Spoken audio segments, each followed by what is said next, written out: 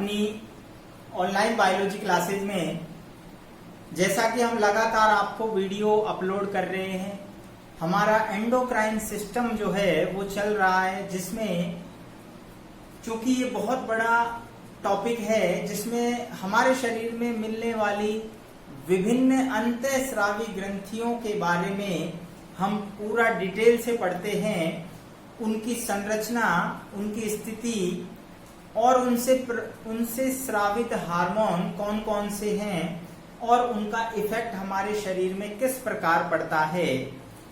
पिछले वीडियो में हमने अग्नाशय ग्रंथि के बारे में पढ़ा था। अग्नाशय ग्रंथि से कौन कौन से हार्मोन स्रावित होते हैं उनके बारे में हमने पढ़ा। खास तौर से इंसुलिन और ग्लूकागॉन क्या कार्य करते हैं, ये सब हमने पिछले वीडियो में विस्तार से पढ़ा। अब हम देखते हैं कि आखिर इंसुलिन जो कि बहुत ही महत्वपूर्ण हार्मोन है, उसके अल्प स्राव और अतिस्राव से क्या इफेक्ट पड़ता है। सबसे पहले हम बात करते हैं इंसुलिन के अल्प स्राव से होने वाले रोग या अल्प स्राव संबंधित रोग। अल्प स्राव को हम हाइपोसीक्रेशन भी कहते हैं। तो जब इंसुलिन का कम स्राव होगा, यानी अग्नाशय की बीटा सेल जब इंसुलिन का कम निर्माण करेंगी, तो हमारे शरीर पर क्या इफेक्ट पड़ेगा। जैसा कि हम जानते हैं, इंसुलिन रक्त में शर्करा के स्तर को कम करता है, तो निश्चित बात है कि शर्करा का लेवल बढ़ जाएगा अगर इंसुलिन कम स्रावित होगा। तो सबसे प्रमुख जो पॉपुलर जो रोग होता है वो हम जानते हैं मधुमेह, that is diabetes mellitus. Diabetes दो प्रकार की होती है। हमने उत्सर्जन तंत्र में भी आपको बताया था कि डायबिटीज मेलिटस और एक होती है डायबिटीज इंसिपिडस। डायबिटीज इंसिपिडस में मूत्र में ज्यादा मात्रा में पानी आता है, यानी ज्यादा मात्रा में यूरिन बनता है, तो बार बार यूरिन डिस्चार्ज के लिए जाना पड़ता है, उसे हम कहते हैं डायबिटीज इंसिपिडस। जबकि मूत्र के अंदर ग्लूकोज का उत्सर्जन होता है, क्योंकि ग्लूकोज की मात्रा एक निश्चित लेवल से ज्यादा बढ़ जाती है रक्त के अंदर। तो जब नेफ्रॉन उसका यानी छानने की जो प्रक्रिया होती है, नेफ्रॉन में जब छनने की क्रिया होती है, रक्त को छाना जाता है, तो उसके साथ साथ ग्लूकोज ज्यादा मात्रा में छनेगा, क्योंकि ग्लूकोज की मात्रा ऑलरेडी ब्लड में ज्यादा है। तो जब रक्त से ग्लूकोज का लेवल अत्यधिक हो जाता है, रक्त में ग्लूकोज का लेवल अत्यधिक हो जाता है, तो उसे हम कहते हैं हाइपरग्लाइसीमिया। हाइपरग्लाइसीमिया, तो ये एक हाइपरग्लाइसीमिया वाली स्थिति होगी, यानी रक्त में ग्लूकोज का सामान्य से अधिक हो जाता है। और जब ये ग्लूकोज मूत्र के साथ शरीर से बाहर निकलता है, तो उसे हम डायबिटीज मेलिटस कहते हैं। ध्यान रखना, सामान्य स्तर जो होता है ग्लूकोज का रक्त में वो 80 से 120 mg होता है। आपने सुना होगा कि शुगर जो है, मधुमेह, उसकी जब टेस्टिंग होती है तो एक बार खाली पेट टेस्टिंग होती है, अर्थात जब हमारे शरीर में ग्लूकोज का लेवल बहुत कम होता है तब उसकी टेस्टिंग होती है। एक बार खाना खाने के बाद यानी आफ्टर मील जो है जब टेस्ट होता है तो वो ज्यादा आएगा। तो 80 से 120 ये नॉर्मल रेंज है। अगर इससे बहुत ज्यादा होता है तो आप जो है यानी हाइपरग्लाइसीमिया के शिकार हैं, यदि कम होता है तो हाइपोग्लाइसीमिया हो जाएगा। तो ध्यान रखना, दोनों ही स्थितियां खराब होती हैं। आगे हम बात करते हैं, हाइपरग्लाइसीमिया हो गया, रक्त में ग्लूकोज का सामान्य से अधिक होना। नेक्स्ट है ग्लाइकोसूरिया। ध्यान रखना, ग्लाइकोसूरिया अर्थात जब ग्लूकोज मूत्र के साथ उत्सर्जित होता है, मूत्र के साथ जो ग्लूकोज है वो उत्सर्जित हो रहा है, तो वो क्या कहलाएगी स्थिति, ग्लाइकोसूरिया। नेक्स्ट है पॉलीयूरिया। बहुमूत्रता भी कहते हैं इसको, यानी जब मूत्र अधिक बनता है, यानी मूत्र में जब ज्यादा मात्रा में पानी आता है तो बार बार यूरिन त्याग किया जाता है, तो इसे पॉलीयूरिया या बहुमूत्रता कहते हैं। रोगी की जो है फ्रीक्वेंसी बढ़ जाती है यूरिन डिस्चार्ज की। नेक्स्ट है पॉलीडिप्सिया अर्थात जब ज्यादा पानी का लॉस होगा, यानी बार बार जो है यूरिन जाएगा व्यक्ति, तो पानी का लॉस ज्यादा होगा यूरिन के साथ, तो निश्चित बात है कि हमें प्यास लगेगी, प्यास अधिक लगती है।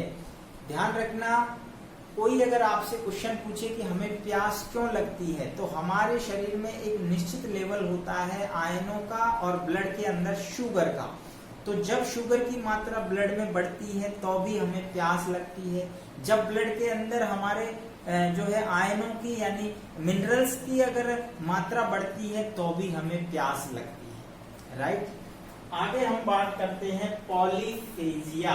पॉलीफेजिया का अर्थ होता है भूख अधिक लगना, यानी जब ग्लूकोज ज्यादा मात्रा में सीक्रेट होगा यूरिन के साथ तो व्यक्ति को भूख ज्यादा लगेगी, क्योंकि हमारे शरीर के अंदर जो ग्लाइकोजन है वो भी नहीं बन रहा है, ग्लूकोज ज्यादा बन रहा है और वो शरीर से बाहर उत्सर्जित हो रहा है यूरिन के साथ, तो व्यक्ति को भूख ज्यादा लगती है। आपने देखा होगा ऐसे व्यक्ति को बार बार जो है यानी भूख लगती है, उनको कहा भी जाता है कि भाई आपको जो है कई बार दिन में भोजन करना है। नेक्स्ट हम बात करते हैं कीटोन्यूरिया।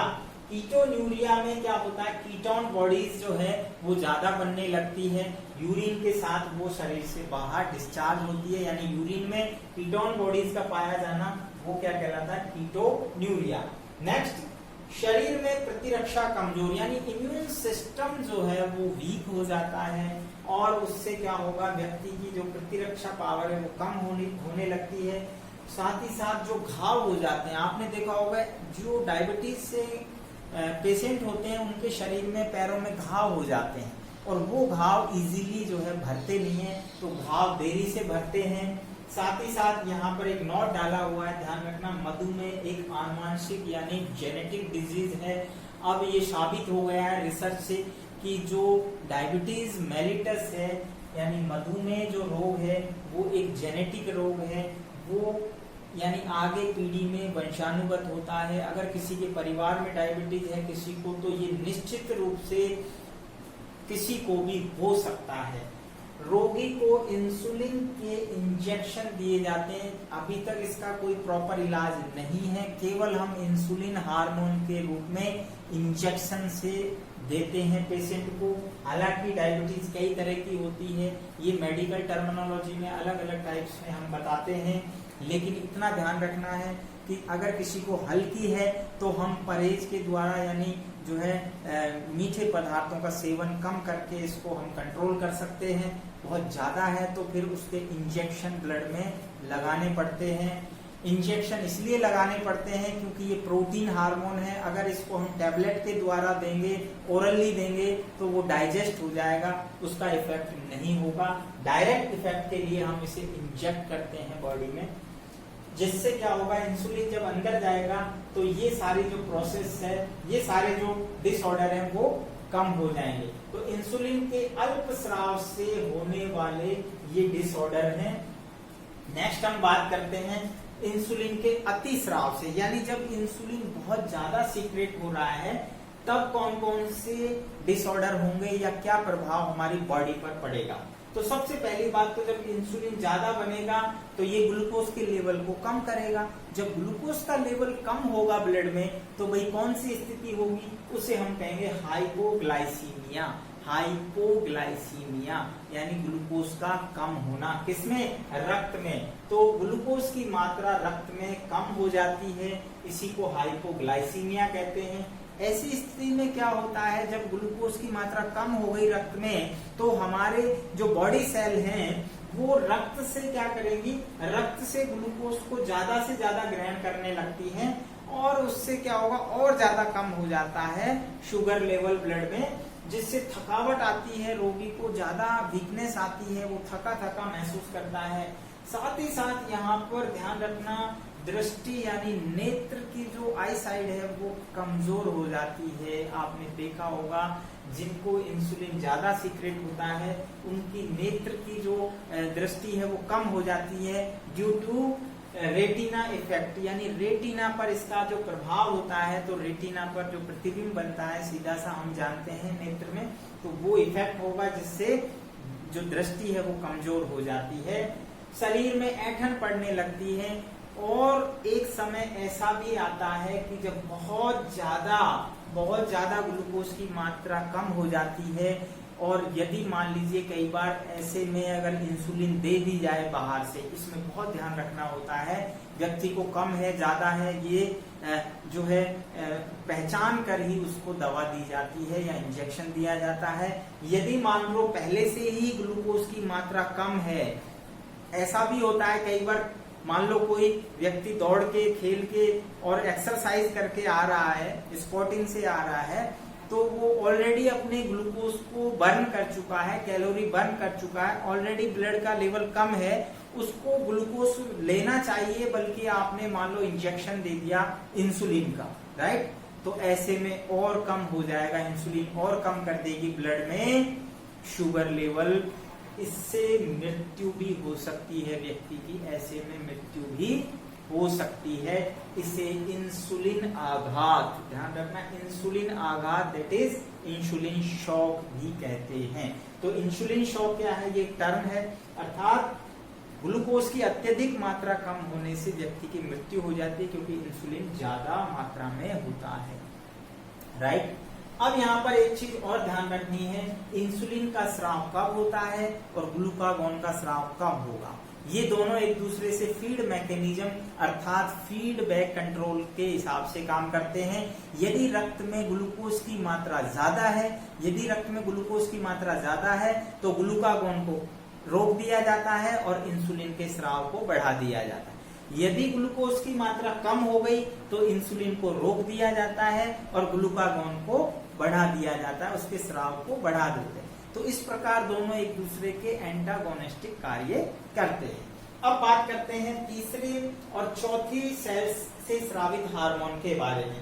थर्ड हार्मोन जो था वो था सोमेटोस्टेटिन, जो कि डेल्टा या गामा सेल से सीक्रेट हो रहा था। इसके कार्य की हम बात करें तो यह इंसुलिन और ग्लूकागॉन के स्राव को नियंत्रित करता है। सोमेटोस्टेटिन हार्मोन जो है वो दोनों के, इंसुलिन और ग्लूकागॉन के दोनों के स्राव को कंट्रोल करता है, या यूं कह दे कि ये दोनों के स्राव का सदमन करेगा, उनको रोकेगा, जब जरूरत पड़ेगी उसी के अनुसार ये रोक देगा। और साथ ही साथ पचित भोजन के स्वांगीकरण को बढ़ाता है, यानी भोजन के ज्यादा देर तक आंत्र में रोकेगा जिससे उसका स्वांगीकरण हो सके। नेक्स्ट, चौथे प्रकार की जो सेल्स होती हैं जिनको पीपी सेल कहते हैं, यानी pancreatic peptide cell, polypeptide cell, pancreatic polypeptide cell, ये सेल सोमेटोस्टेटिन के स्राव को सदमित करती है। इनसे जो स्रावित हार्मोन है वो क्या करेगा, सोमेटोस्टेटिन के स्राव को सदमित कर देगा, यानी इसको रोक देगा, राइट, जिससे क्या होगा, आंत्र में भोजन के अवशोषण में हेल्प होगी, उसको बढ़ा दिया जाएगा। तो इस प्रकार आज की जो वीडियो थी उसमें हमने देखा मुख्य रूप से इंसुलिन के अल्प स्राव से होने वाले रोग और अतिस्राव से होने वाले रोग बहुत महत्वपूर्ण है, क्योंकि ये रोग हमारे इंडिया के अंदर जो खास तौर से डायबिटीज का जो रोग है वो बहुत तेजी से बढ़ रहा है। ये एक साइलेंट किलर की तरह काम कर रहा है, जिसे हम साइलेंट किलर भी कहते हैं, क्योंकि इसके जो सिम्टम्स हैं वो डायरेक्ट पेशेंट को पता नहीं लगता है। बहुत दिनों के बाद में जब उसे सिम्टम्स बहुत ज्यादा आने लगते हैं तब वो चेक कराएगा ब्लड में, तब जाके हमें इसका मालूम चलेगा, अन्यथा मालूम नहीं चलता है। इसलिए ये इंडिया में भी बहुत तेजी से बढ़ रहा है। तो जरूरत है रेगुलर एक्सरसाइज और नियमित खान पान की, जिससे हम इससे बच सकें। मिलते हैं नेक्स्ट वीडियो में, तब तक के लिए खुश रहिए, मस्त रहिए और मेरे वीडियो देखते रहिए। और लगातार जो है नेक्स्ट वीडियो के लिए आप बेल आइकन को प्रेस कर दीजिए ताकि आपको नया वीडियो लगातार मिलता रहे।